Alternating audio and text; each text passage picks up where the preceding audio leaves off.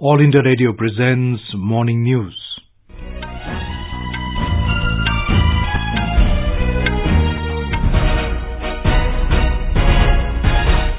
Good morning, I'm Abhishek Mukhopadhyay. The headlines.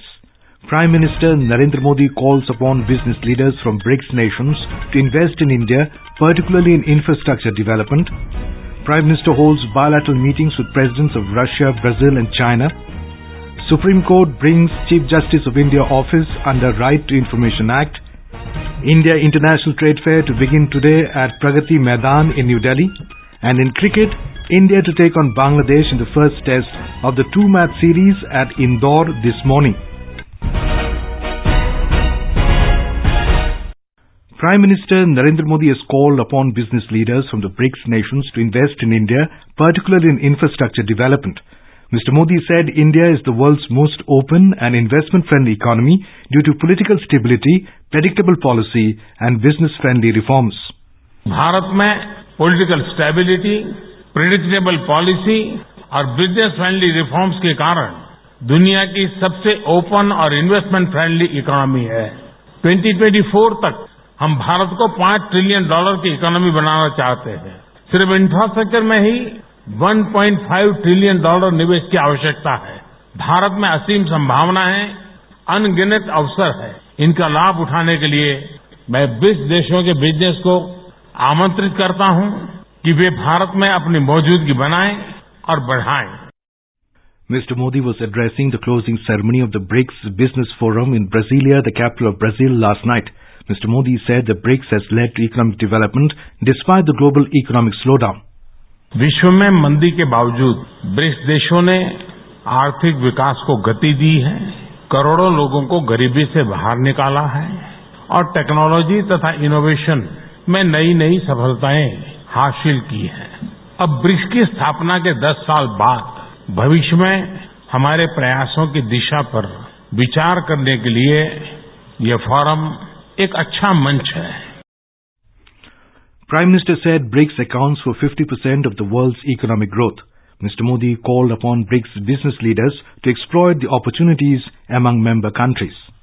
हम 5 देशों के बीच टैक्स और कस्टम्स प्रक्रियाएं सरल होती जा रही हैं। इंटेलेक्चुअल प्रॉपर्टी राइट्स पर और बैंक के बीच सहयोग से बिजनेस एनवायरनमेंट आसान हो रहा है। ब्रिक्स बिजनेस फोरम से मेरा अनुरोध है कि वह इस प्रकार उत्पन्न अवसरों का पूरा लाभ उठाने के लिए जरूरी बिजनेस पहलों का अध्ययन करें। The meeting of the working groups of BRICS Business Council concluded on the first day of BRICS 2019. In this meeting, leaders of working groups have agreed on 30 important proposals related to different areas, out of which 10 proposals have been placed on priority, and all these proposals will be submitted to BRICS leaders tomorrow. Secretary General of FICCI, Dilip Chinoy, told AIR that working groups have come up with the proposals to remove regulatory difficulties in bilateral trade, normalize phytosanitary measures for agriculture exports, and to increase mutual cooperation in digital literacy. The Digital Economy Working Group came up with 4 proposals. The first led to helping connect rural and other areas. Can we share best practices? Can we get economic models? The second recommendation was that a lot of people in the BRICS nations, including India, are not digitally literate. So can we share best practices? President of the New Development Bank, K.V. Kamath, told AIR that bank has decided to open new regional branch in India, which will facilitate Indian businesses. He also said that bank has opened the funding for non-government project also. So we have quality staff that is on rolls, and they also have facilitated a flow of projects which we have been funding. So with that sort of support, we were off to a quick start, and we will end the year with a approval book of around $14 or $15 billion. I think the bank is on a good foundation for growth in the future. Prime Minister held bilateral meetings with top leaders from Russia, Brazil and China last night on the sidelines of BRICS summit in Brasilia. During his talks with Russian President Vladimir Putin, Mr. Modi expressed happiness at the pace of growth of bilateral relations. This is the 4th time the two leaders have met this year. During the meeting, both leaders reviewed the progress made in the bilateral relationship since PM's visit to Vladivostok. The two leaders noted with satisfaction that the $25 billion target of bilateral trade by 2025 has already been achieved. During the meeting between Prime Minister Modi and Brazilian President Jair Bolsonaro, the two leaders spoke about diversifying cooperation for the benefit of the people. Both leaders agreed that on this occasion, the two countries can comprehensively enhance our strategic partnership. Mr. Modi also outlined areas for potential investment from Brazil, including in areas of agricultural equipment, animal husbandry, post-harvest technologies and biofuels. Mr. Modi welcomed the decision of the Brazilian president to grant visa-free travel to Indian citizens. The Prime Minister invited the Brazilian president as chief guest for the Republic Day celebrations in 2020 and he accepted the invitation with pleasure. Later, Mr. Modi also met Chinese President Xi Jinping for the second time in 2 months on the margins of the BRICS summit. In a tweet, Ministry of External Affairs spokesperson Ravish Kumar said both leaders had forward-looking discussions on various aspects of the multifaceted India-China relationship. President Xi Jinping invited Mr. Modi for the third informal summit in China in 2020. The date and venue for the summit will be determined through diplomatic channels. Both the leaders agreed on the importance of maintaining close dialogue on matters relating to trade and investment. President Xi Jinping thanked the Prime Minister for India's substantial participation in the just concluded China Import-Export Expo in Shanghai. The two leaders agreed that the new high-level mechanism on trade and economy should meet at an early date. For quick news updates, visit our News on AIR app and follow us on Twitter at AIR News Alerts. You can also visit our website www.newsonair.com. The Supreme Court has ruled that Office of the Chief Justice of India is a public authority under the ambit of Right to Information RTI Act. A 5-judge constitution bench headed by Chief Justice of India Ranjan Gogoi upheld the 2010 verdict of the Delhi High Court. The bench, also comprising Justices N.V. Ramanna, D.Y. Chandrachud, Deepak Gupta and Sanjeev Khanna, said that only the names of judges recommended by the collegium for appointment can be disclosed, not the reasons. It said that the right to privacy is an important aspect and it has to be balanced with transparency while deciding to give out information from the Office of the Chief Justice. We have a report. The Supreme Court bench, while upholding the 2010 Delhi High Court verdict, dismissed 3 appeals filed by Secretary General of the Supreme Court and the Central Public Information Officer of the Apex Court. The Apex Court also cautioned that RTI cannot be used as a tool of surveillance and held that judicial independence has to be kept in mind while dealing with transparency. Justice Chandrachud, who wrote a separate judgment, said the judiciary cannot function in total insulation as judges enjoy constitutional post and discharge public duty. Renu Kataria, News Desk. The Haryana cabinet will be expanded today. The two coalition partners, BJP and Jan Nayak Janata Party, have finalized the number of ministers to be included in the cabinet. Governor Satyadev Narayan Arya will administer the oath of office and secrecy to the ministers at Haryana Raj Bhavan in Chandigarh at 12:30 p.m. In Karnataka, all the 17 disqualified Congress and JDS MLAs will formally join the BJP in Bangalore today. Chief Minister B.S. Yediyurappa made the announcement yesterday. Speaking to media after attending the core committee meeting, he said it has decided to admit the disqualified MLAs into the party fold. Supreme Court yesterday upheld the disqualification of 17 Congress JDS MLAs by the then Speaker K.R. Ramesh Kumar, but allowed them to contest the December 5th by-polls in the state. By-polls to 15 of the 17 seats represented by the disqualified MLAs will be held on 5th of December.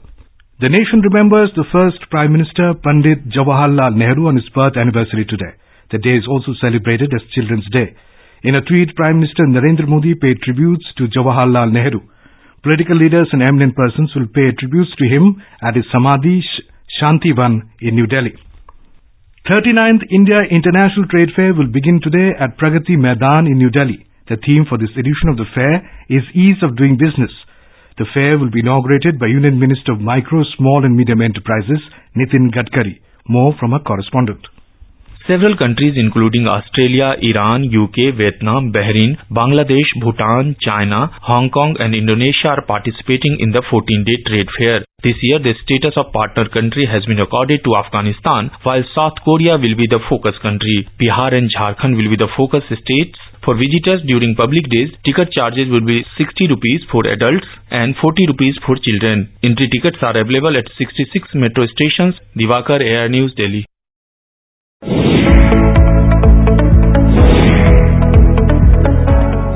India's biggest film festival, IFFI 2019, the Golden Jubilee of India's International Film Festival. Join us on All India Radio News for all about IFFI at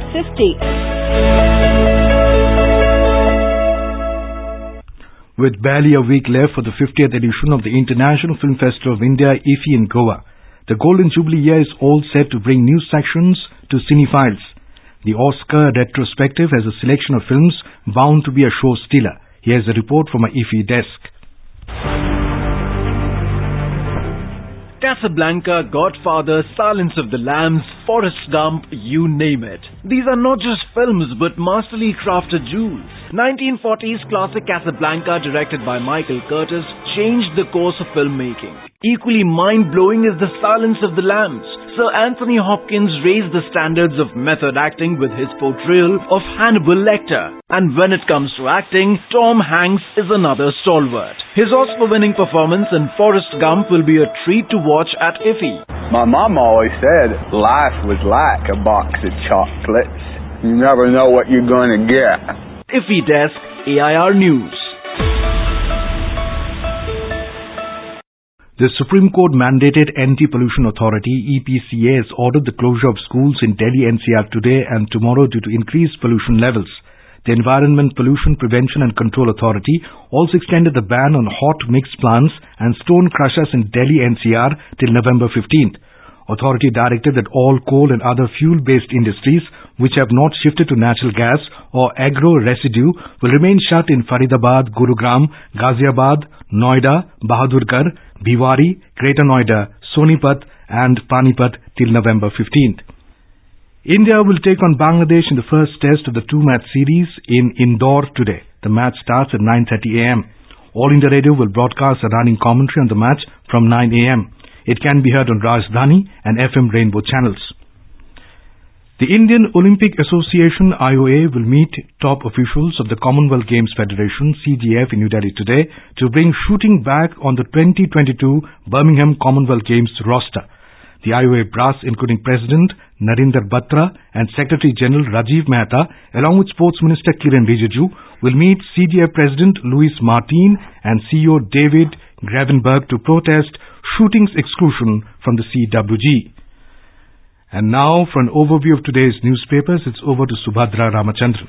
Thank you, Abhishek. Supreme Court ruling that the office of the Chief Justice of India falls within the ambit of the Right to Information Act 2005 is a story that dominates headlines this morning. The Tribune quoting the Supreme Court headlines, CJI office under RTI Act. SC upholds disqualification of Karnataka MLAs, allows them to contest bypolls, informs the Statesman. Delhi shrouded in smog, schools closed for 2 days, reports the Hindustan Times. Supreme Court doubts the efficacy as more, odd even mulled, notes the Pioneer. Congress wants Sena to shun Hindutva for alliance government, informs the Asian Age. JNU partially rolls back hostel fee hike, writes a Hindu. And finally, not keen on movies? You can still go to theatres to enjoy gourmet food. Well, Business Line reports that movie theatres like Inox in Mumbai are no more about just popcorn and samosas. On offer are dishes like sushi, pizzas and chaat. And with that, it's back to you, Abhishek. Thank you, Subhadra. And now, before we end the bulletin, the headlines once again. Prime Minister Narendra Modi calls upon business leaders from BRICS nations to invest in India, particularly in infrastructure development. Prime Minister holds bilateral meetings with presidents of Russia, Brazil and China. Supreme Court brings Chief Justice of India office under Right to Information Act. India International Trade Fair to begin today at Pragati Maidan in New Delhi. And in cricket, India to take on Bangladesh in the first test of the two-match series at Indore this morning. And for details of these stories and more, log on to our website www.newsonair.com and News on AIR app. And with that, we end the morning news. Have a nice day.